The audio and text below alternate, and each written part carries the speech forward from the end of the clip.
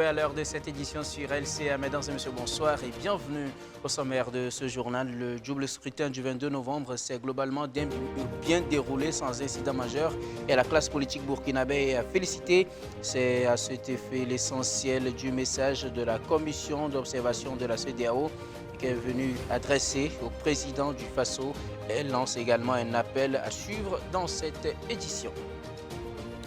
Un troisième vaccin est maintenant efficace contre la COVID-19 à la suite de Pfizer-BioNTech et de Moderna. AstraZeneca et Oxford annoncent un vaccin efficace en moyenne à 70%. Le vaccin profite et présente bien d'autres avantages en matière de coûts et de conditions de conservation.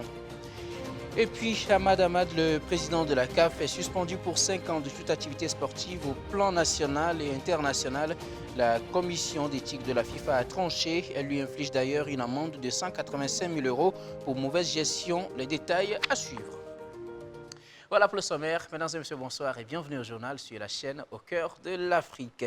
Le président du Faso, Roch-Marc Christian Kaboré, a reçu en audience ce lundi, en milieu de matinée, la commission d'observation des élections de la CEDEAO, conduite par l'ancien Premier ministre guinéen, Cabinet Komara. La délégation est venue féliciter le président Kaboré et toute la classe politique burkinabé pour le bon déroulement de ces élections. Je vous propose d'entendre les propos du chef de la délégation à la sortie de l'audience au micro de nos confrères du service de presse de la présidence du Faso.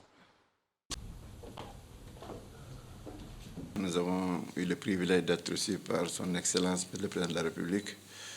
Au nom de la mission de la CEDEAO, nous lui avons transmis à lui, au peuple burkinabé, nos sincères félicitations pour la qualité avec laquelle ces élections se sont déroulées sur le plan pacifique, sur le plan de la campagne, sur le plan également des débats. Mais nous avons surtout relevé qu'il y avait un grand consensus qui avait été préparé ici entre la classe politique depuis plus d'un an, ce qui a permis de poser des jalons qui ont abouti tout le long du processus à faire en sorte qu'il n'y ait pas de vagues que nous avons eu à regretter. Donc nous avons demandé également que nous souhaitons que ce climat de paix continue et que tous les acteurs soient tenus par le même engagement du pacte politique qu'ils ont signé, à savoir se tenir prêts jusqu'à ce que ce soit les instances chargées de la proclamation des résultats qui aient achevé leur travail. Vous aviez participé à l'observation des élections d'hier. Qu'est-ce qu'on retient au niveau de la CEDEAO? Bien, nous avions, je dois vous avouer, deux inquiétudes. La première, c'est que le long du territoire, qu'il n'y ait pas d'attaque. Fort heureusement, aucune attaque n'a été dénombrée, n'a été relevée. Deuxièmement, il y a quelques zones où le vote n'a pas pu avoir lieu parce qu'il y a eu des menaces. Le fait que la classe politique s'était entendue au départ pour l'exclusion d'une partie de ces zones est un élément qui nous rassure sur l'acceptabilité de ces résultats. Mais le processus lui-même, les bureaux que nous avons visités ont tous connu une pratique ordinaire. Il y a eu quelques retards par-ci, par-là, quelques problèmes logistiques, mais au fur et à mesure de la journée, ces problèmes ont été résolus. Nous avons aussi noté une bonne participation, un soutien actif de la société civile, des femmes, des jeunes, à tous les niveaux qui, dans les centres qu'ils ont mis en place, on peut relever les éléments au fur et à mesure, les communiquer à la CENI qui elle-même n'a pas manqué de réagir progressivement. Et ceci a participé d'une bonne solution progressive de toutes les difficultés. Dans n'importe quelle élection, il peut y avoir des petites difficultés, mais au fur et à mesure, toutes ces difficultés, en tout cas dans leur grande majorité, ont été résolues. Les dépouillements ont commencé sur l'ensemble du territoire. Nous avons déployé, nous, de la CEDEAO, des observateurs dans les 13 régions, et les résultats qui nous parviennent font savoir que non seulement ils ont participé au scrutin, mais également au dépouillement. Donc nous sommes rassurés qu'au fur et à mesure que les choses vont continuer aujourd'hui, eh bien, nous aurons la chance d'avoir des résultats qui rendront compte du verdict réel, c'est-à-dire le vote des Burkinabés. Et le scrutin de ce 22 novembre s'est bien déroulé dans sa grande majorité. Constat également fait par la Convention des organisations de la société civile pour l'observation domestique des élections, CODEL, qui a déployé 3800 observateurs sur le terrain en vue de superviser ces élections couplées. Cependant, des incidents ont été constatés par ces observateurs dans la plupart des localités du pays. Au lendemain des votes, nous avons rencontré cette organisation pour ces observations. Le reportage est signé Aimé Sawadogo et Bassirou Sawadogo. La Convention des organisations de la société civile pour l'observation domestique des élections CODEL a déployé 3800 observateurs sur le terrain dans le cadre des élections couplées du 22 novembre. Et selon les données remontées par ces derniers, le scrutin s'est bien déroulé dans la grande majorité, même si des incidents ont été constatés. Des défis logistiques ont été importants et qui nous ont un peu déçus. J'en veux pour preuve le fait que le matériel électoral a manqué à certains endroits. Dans les bureaux de vote où nous étions présents, 30% des bureaux où le matériel n'était pas complet. Donc c'est quand même un peu élevé selon nous. Ça a occasionné des retards de démarrage dans certains bureaux, notamment dans la province de Banwa, aussi dans d'autres localités. On a constaté aussi des dysfonctionnements liés à des interversions de bulletins de vote d'une province qui se sont retrouvés dans une autre province. Dans certaines localités, le constat a été fait assez vite et des correctifs ont été apportés. Dans une localité, par exemple, les membres du bureau de vote n'ont pas su à temps et ils ont laissé des personnes voter avec des bulletins de vote qui n'étaient pas destinés à la localité. Selon la CODEL, les suspicions de fraude dont certains candidats ont dénoncé la veille du scrutin n'ont pas été constatées par ces observateurs. Par contre, des situations d'intimidation ont été notées. Nos observateurs ne nous ont pas remonté des situations de fraude qu'ils ont constatées sur le terrain. Et fort heureusement, nous avons noté des situations d'intimidation ou des actions tendant à faire de la campagne pendant le jour des élections, à inciter les citoyens à aller voter. Il y a un cas qui nous a été remonté à Waïguia notamment, où la force de l'ordre ont dû intervenir pour un peu calmer la situation. Mais pas de situation de fraude qui nous ont été relevées. Pour cette organisation, le Burkina Faso a relevé le défi d'organiser ces élections qui au départ n'étaient pas pari gagnées au regard de la situation sécuritaire et des nombreux débats tenus autour de la question « faut-il organiser les élections ou pas ?» Pour fait d'insécurité, il faut le rappeler, plus de 300 000 personnes n'ont pas pu accomplir leur devoir civique dimanche dernier. Et nous restons toujours dans ce volet des élections. Plusieurs Burkinabés étaient appelés aux urnes hier pour élire le président de la République et les députés pour savoir comment le rôle s'est déroulé selon les électeurs. Le reporter Achille Ouedraogo et Linda Sarah Kaboré ont promené leur micro dans les rues de la capitale Ouagadougou. Si certaines personnes ont voté sans problème, d'autres cependant ont rencontré quelques incidents. Suivez.